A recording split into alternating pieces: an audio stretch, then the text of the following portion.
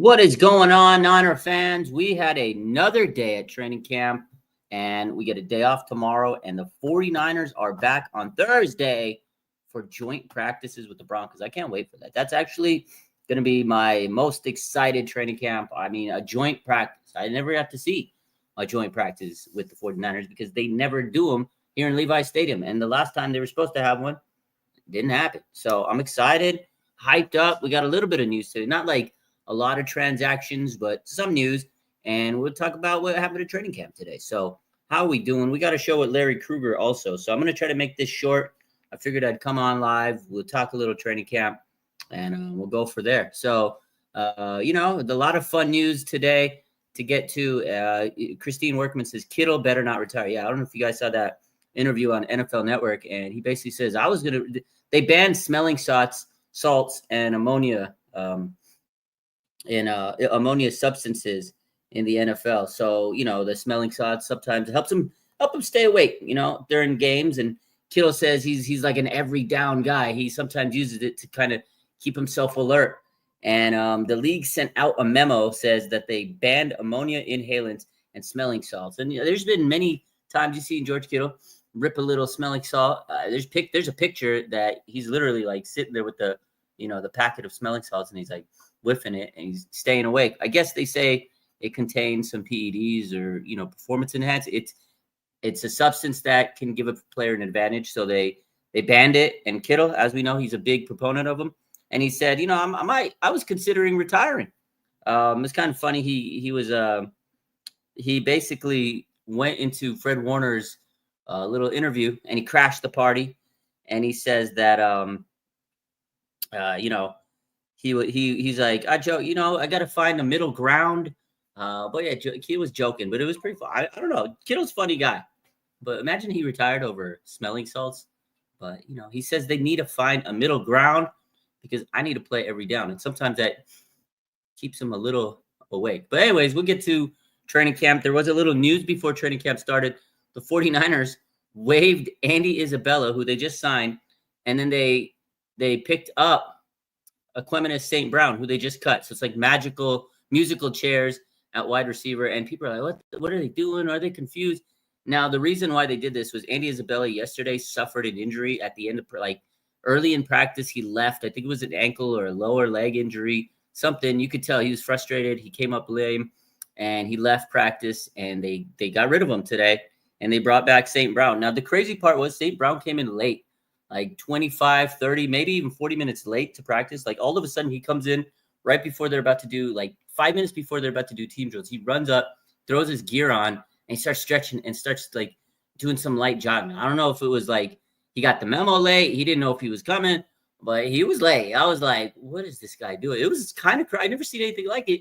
He was late to training camp, and then he got to go into team drills later, but it was weird. I mean, again, you have these guys on speed dial, and people are like, oh, what are they doing?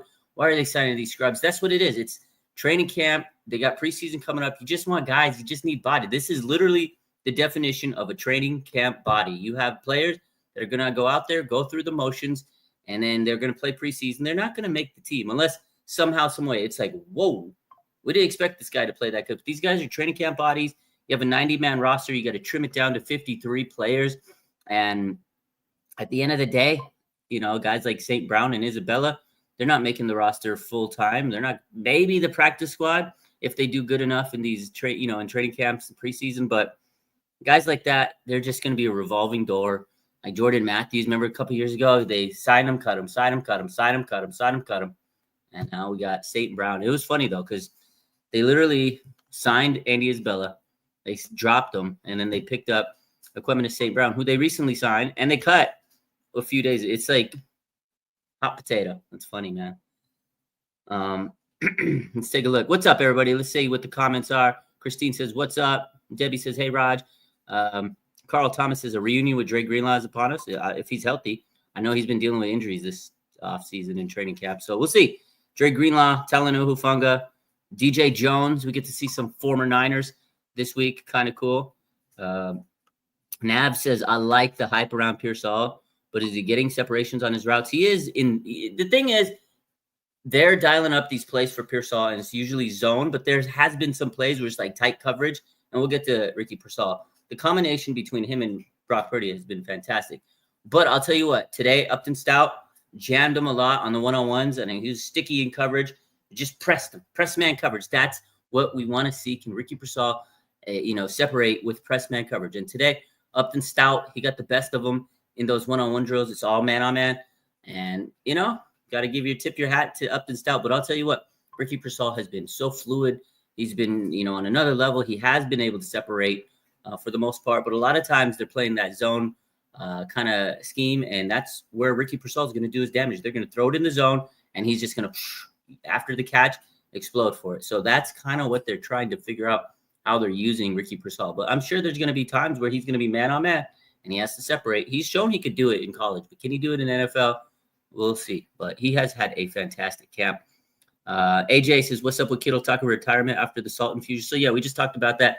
He went on NFL Network, and there's a memo that says the league is going to ban salt inhalants and ammonia inhalants, And George Kittle was basically like, hey, I need to find a middle ground with you guys. I'm an every play guy. I need these.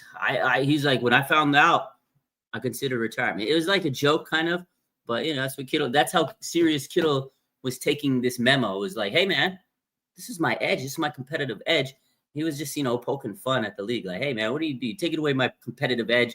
I need to be able to play every down. But he wasn't like serious. It was jokey, but it was still pretty funny. Well, everybody was like, oh my God, retirement? Is Kittle going to retire? But he's not retired. He's joking around. What's good, Steven Reynolds? Let's see. Let's get to some of the notes today. Like I said, I'm going to keep this short. It was a good training camp. Pads were on. We got a good vantage point of the field. And today, there was a lot of players that were rehabbing. I don't know if you guys saw videos, and I'm sure people mentioned it. I saw Isaac Guerrero. He was rehabbing, doing a lot of running on the field, which was good. He has a shoulder issue, so it's good to see him out there keeping in shape. I saw Nick Bosa, who had his third straight day off today. He was doing some light training, some light pass rush drills, without pads on. He was doing some running, conditioning, some stretching. Nick Bosa always stretching. That's one thing you got to know. But yeah, Nick Bosa was out there doing his thing. Again, not practicing, but he was out there just staying in shape, conditioning, and just keeping himself going. Andrew Dillard, who's on the PUP list, he was out there doing some rehab work. I saw, who else? Sam O was out there. Dude, stick. He was out there doing some rehab work off to the side. There's a lot. Renardo Green was doing some running. He's got the hamstring issue. Jacob Cowing, finally saw him today. He was doing some rehab and conditioning onto the side. So it was good to see Guerrero, Cowing, and Green were like together in a corner doing a lot of training drills together, running and a certain type of drills and doing some rehab. And then I saw Kyle Juszczyk was out there. He didn't practice, but he had a little sleeve on his leg, on his calf area. He's dealing with the cut on his Achilles. Nothing too serious, but he's just trying to prevent that cut from getting any worse or, getting any dirt in it or whatever. So he was out there. He was not practicing, but he was, out there stretching, staying in shape, staying, conditioned, doing some light stuff on the side. A lot of players didn't practice today, so it gives a lot of other players opportunities, So that's why that's the one good thing about, when players aren't there, and you're going to have players that get an opportunity and they need to step up. And a lot of these guys did. Let's talk about some of the big plays. Again, we talked about Upton Stout, man. This guy has just looking like a fantastic player out there. Sticky in coverage. Every day he's gotten better. On one-on-ones today with Ricky Pearsall, forced 2 incompletions. Like he had he's so aggressive. The thing with Upton Stout is he's so aggressive. I think it gets in players' head. Like he's going to be one of those guys that gets in your mind. You could tell he's going to be jawing at people. He's going to get in your head. I could tell. I think that aggressiveness has really frustrated Ricky Pearsall because those two guys have had back-to-back days where they're going at it. Like it's specifically Stout on Pearsall. Like they're putting them together. And you can tell iron sharpens iron. You could tell it's a really big rivalry there. And Stout today was just like getting in you could tell Ricky Pearsall fell on one of the one-on-one routes, because how sticky and how physical Stout was getting. Ricky tried to cut up and he fell. And I was like, oh man, Stout got the best of him. And then the second one, like he couldn't even separate, and then he just Upton Stout just comes up, hits the ball, and you see Dion Lenore in the secondary. Like, yeah, that's like God. Upton Stout, man, started off fantastic. But then team drills came, and Ricky Pearsall was absolutely cooking. Him and Brock Purdy is easy money. To the left, boom. To the middle, boom. And it was like a corner route, boom.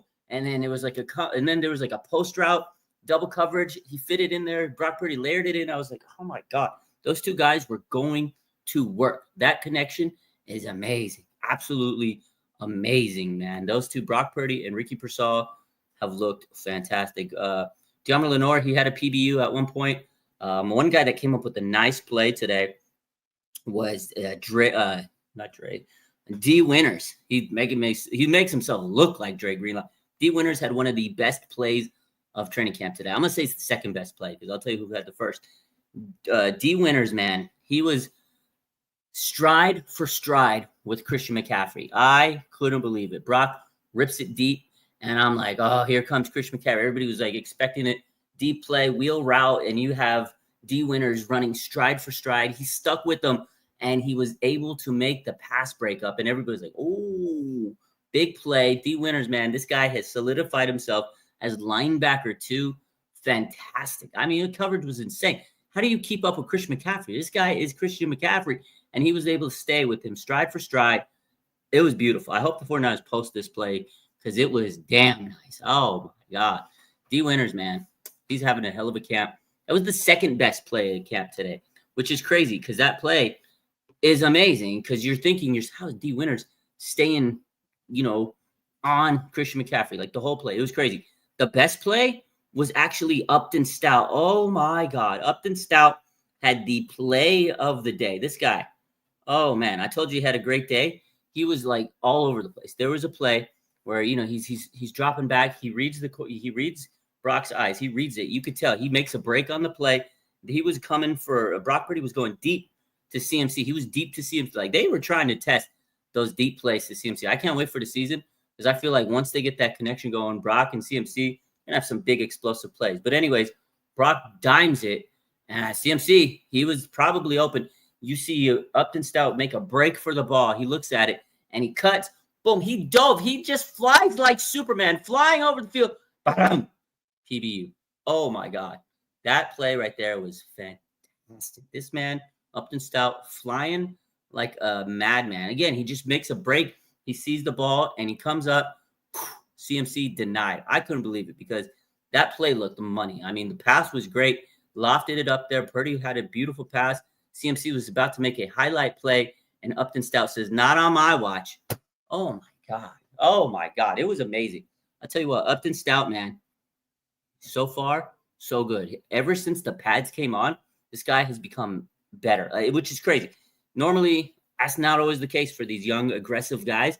Sometimes the pads come on, and they slow up. And sometimes with this, press man coverage, it's like an adjustment. This guy had day one, pads came on, best cornerback on the field. Not even close. I mean, there's some other guys like Jacob Robinson has looked good. Dallas Flowers has looked good, but Upton Stout has looked unbelievable. That play, wow. Jesus, man. Yeah. Blood Moon says, feel like Brock really hasn't been uncorked. He has been methodical. Has Brock had an edge or competitive energy? Brock looks just dialed in. He just looks like he's going out there, and he doesn't make a lot of mistakes. He's very efficient. He just looks like he is he just looks like he's, what's the word? Just focused. He has a focus about him, and it's just amazing to see how good this man has been. There's no doubt about it that he's your starting quarterback. Like Mac Jones, give him his credit. He's played good. He's been very accurate. I think Mac Jones has more accuracy, but of course he's not playing against the ones. But I'll tell you what, man, Brock Purdy has been just so focused. Like him and George Kittle connection is so smooth. It's just like automatic. He's just making those progressions. He knows where the guys are going to be, and he puts it in a perfect spot. Christian McCaffrey, again, he's trying to get that deep pass. He has been trying to, work that play. Once they get that connection a little bit better, it's going to be easy money. But him and Ricky Pearsall, oh, my God. Ricky Pearsall and Brock Purdy, man, it is a thing of beauty. I'm telling you, man. So I think Brock has been very good in training camp. I think he's been very good in training camp. So we'll see how the rest of the next couple of days go. There's only 3 more training camps. You got the one on Thursday, the joint practice. They got a game on Saturday, and then they have 2 open practices on Monday and Tuesday, and then there's no more open practice. And there's normal practices, media. They got a joint with the Raiders, but there's no open practices. So good stuff, though. Good stuff to see. Brock Purdy has been locked in. So a couple other guys we talked about. D. Winters. I mean, that man has been absolutely great. Richie Grant had a nice interception today. Brock did have one mistake today. It was an interception. Brock, he was trying to throw it to George Kittle, and Richie Grant comes down. A nice little interception. A little underthrown, but otherwise, he was pretty much on point. Now, he redeemed himself. Brock Purdy redeemed himself later in red zone period. He hit George Kittle for the corner on a touchdown. Beautiful strike, corner touchdown to George Kittle. I think we're going to see a lot of that during the season. All those plays to George Kittle. Another guy who had an interception today, who almost had an interception actually, was Jacob Robinson. This guy has been a very good player, undrafted cornerback, kid from BYU. He almost made a very big-time play. He tipped the pass. Mac Jones rips it. Robinson gets the hand on it, but it stayed in the air. And I don't know how he did it, but Demarcus Robinson picks up the ball. He was able to snag the ball out of the air, and he houses it for like 75 yards. Demarcus Robinson has been a very good player, man. I'm telling you, Demarcus Robinson, man, this guy's very consistent. They're going to probably rule on his suspension in a couple of days. I know that cat from the Vikings got suspended for something similar, to what Demarcus Robinson did. So everybody's Addison. I think they suspended him for 3 games. Everybody's expecting Demarcus Robinson to get a ruling soon. So maybe we'll hear that in a few days. But I like the guy. I think Demarcus Robinson is a very good veteran. He's been so good. So that was a nice play for him. Jordan James was in today, and it was nice to see him back because Isaac Guerrero, obviously, he's out right now. He was rehabbing. He has a shoulder issue. But Jordan James, he took a lot of reps today. He looked explosive. This is good news for him.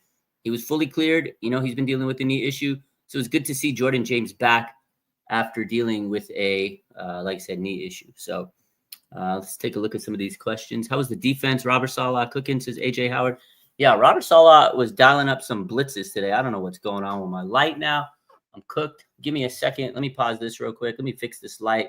We got technical difficulties.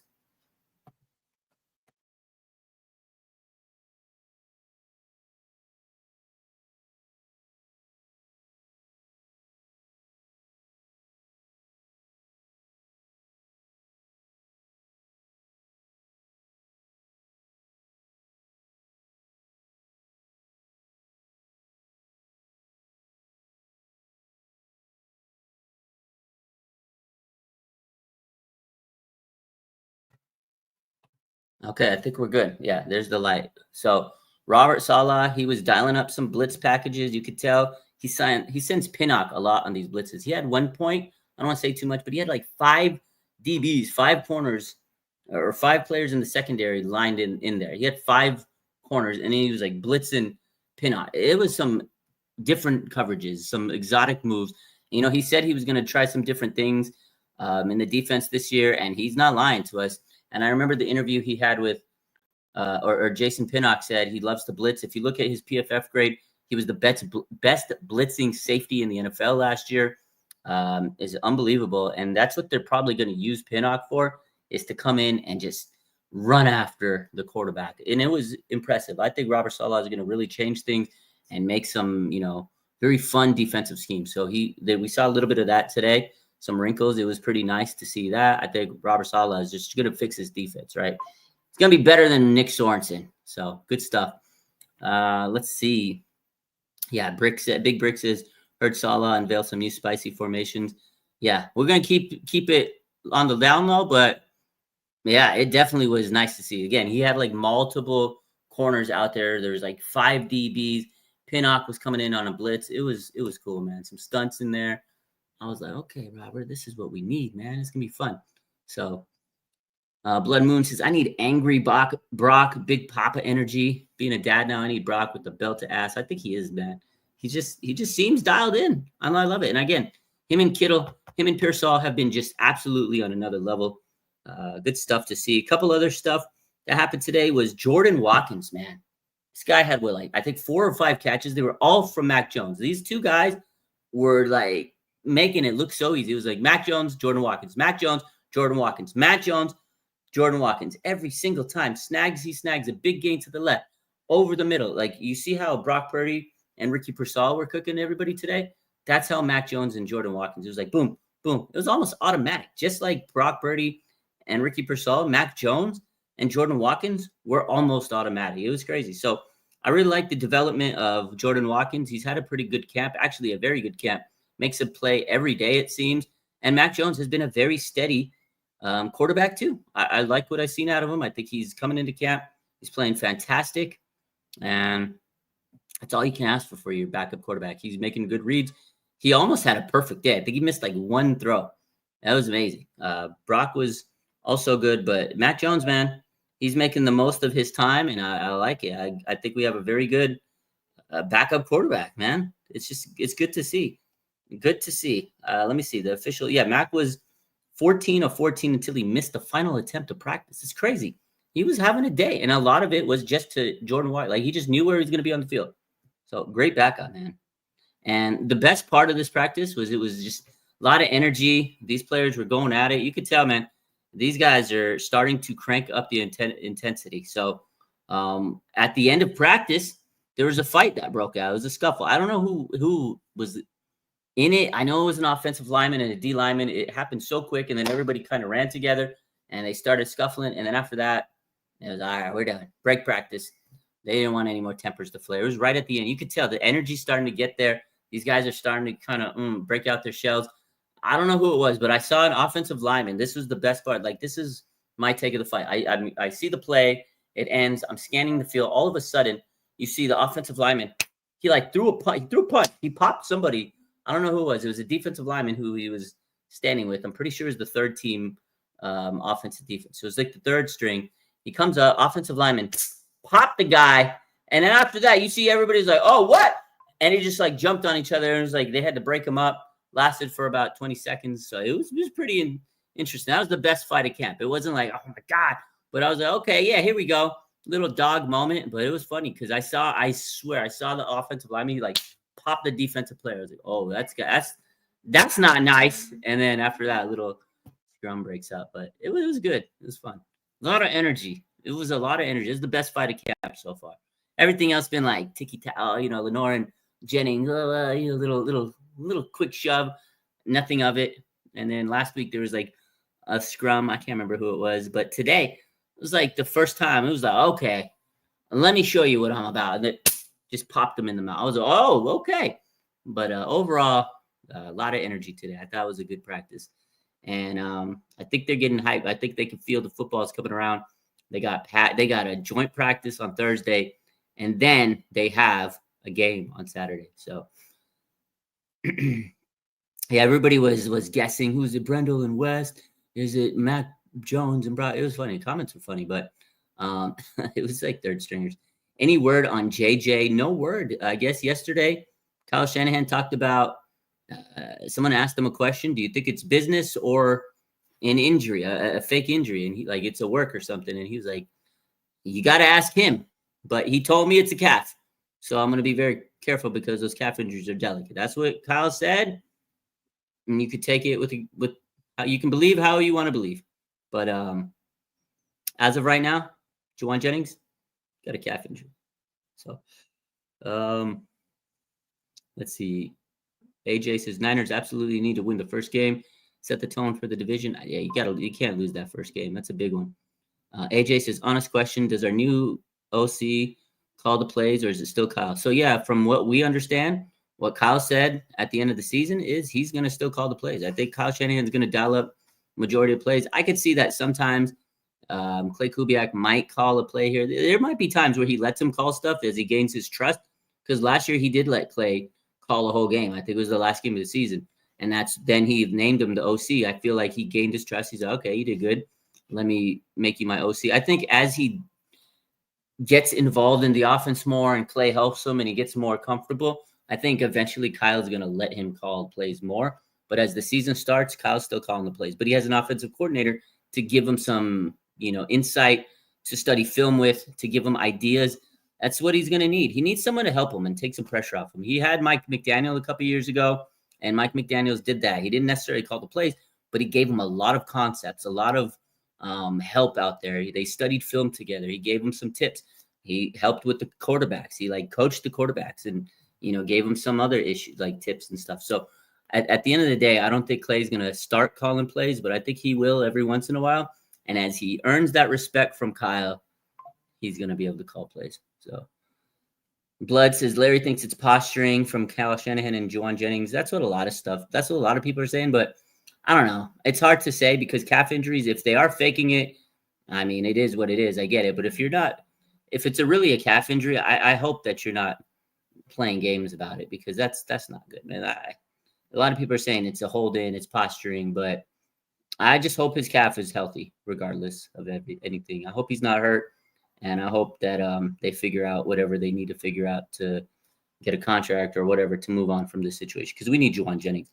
As good as Ricky Pearsall looks out there, he can't be the only receiver we have. So I know DeMarcus is good. And after that, we got a lot of question marks.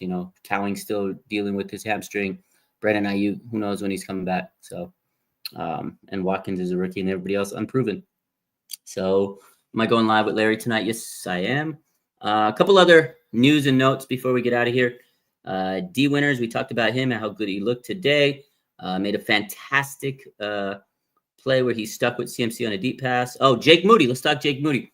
He didn't have any competition today, but he's still in a competition with himself because basically if Jake Moody shits the bed, they can still cut him at the end of the season, at the end of preseason and get another kick. Maybe they call Greg Joseph back because now they know what they had out of Greg Joseph. Okay.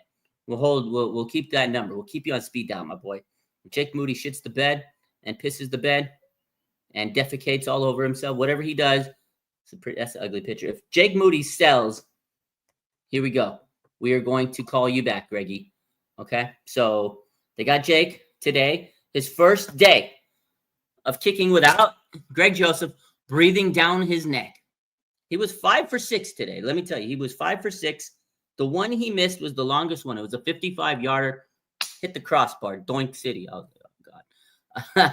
But he made them all except the long one. So he could kick from 30 to 40. He was nailing them, which is good. But after that, he's missed all of his deep kicks in training camp practice. So to put it in perspective, he's made everything except deep kicks in training camp. So you take that how you will. Now, if the 49ers are in a deep kick situation, they probably want to make sure they get to at least 40-yard field goal, 45, to be safe, on the safe side. Because I feel like at that point, the pressure is too much. And that's what Jake Moody, his issue is confidence. Doesn't have confidence. When you put him in a pressure-soaking situation, when you have him kicking 50 yards, when the game's on the line, he's probably not going to do it. And that's not a great thing. So we'll see. He was 5 for 6 today. Good for him. He won his own competition today. So the 49ers had 2 players that were claimed off of waivers. Yesterday, they waived Mason Peline, tight end, and defensive back Trey Avery. Peline went to the Saints, and Trey Avery went to the Patriots. Now, there was another player that they waived yesterday. 49ers undrafted free agent Isaiah Nair. He went unclaimed. He is now a free agent. Everybody, oh my God, why Nair?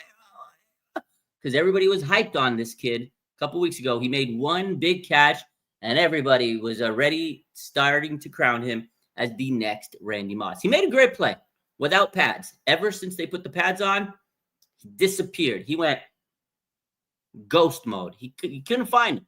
Inconsistent. So my take on it is great. Isaiah Nair, nobody claimed him. That's good. Doesn't mean he's terrible. Doesn't mean he's bad. Just didn't really do much in camp. And I feel like maybe the 49ers said, oh, let's cut him. Let's waive him. Nobody claims him. And he doesn't play any preseason games. He has no film, absolutely no NFL film. He'll have college film, but people have seen his college film, and he went undrafted. He will have no NFL film. And the 49ers, when they're making their rosters, their 53-man rosters, and their practice squad, hey, Isaiah, guess what? We're bringing you back. You're putting on the practice squad, and now we can develop you. Those unclaimed, there's no film for people to see how good he could be and steal him. Because if they kept him on the roster and he's a talented player and he played good, but he doesn't make the 53-man roster, you cut him at that point, and then he will get claimed. Because guess what? Now he has really good film. in the NFL out for everybody to see. Right now, there's no NFL film until preseason, right? So now he can go unclaimed for a few weeks. 49ers, snag him back, put him in the practice squad. It's an actually smart move by the 49ers. That's how you break it down. I know ball. That's a good move. He didn't do anything since pads came on, but there it is. Anyways, yeah, that's the news for today. I'll be live with Larry Krueger in about 2 hours. Otherwise, get out of here. I'll talk to y'all later. Get out of here. Let's get out of here, guys. I love y'all, but get out of here.